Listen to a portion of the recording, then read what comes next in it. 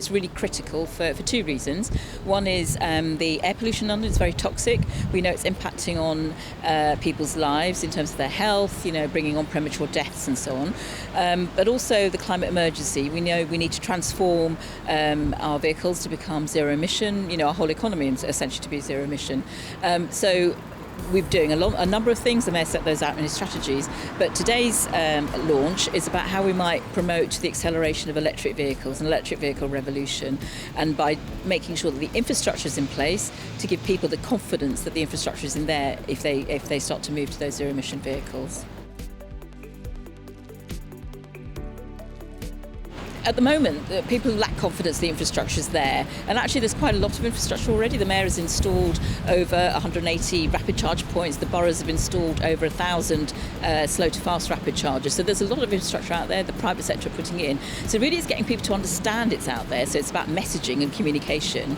And it's also about getting people to understand that operating an electric vehicle using infrastructure doesn't need a sort of radically different way of how you fuel your car as you do now currently with a petrol car or a diesel car. You just need to think about it a little bit more maybe, and just getting people to understand that and get comfortable with that. I think you'll then see the takeoff of more people using electric vehicles, whether it's car clubs, because obviously what the Mayor wants is to encourage more public transport, walking and cycling.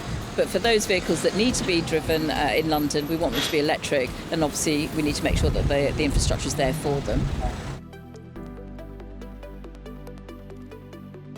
If you take taxi drivers, for example, the Mayor brought in a policy saying our black cab trade have to only use zero-emission capable taxis. We've got 1,700 taxis already on the road now.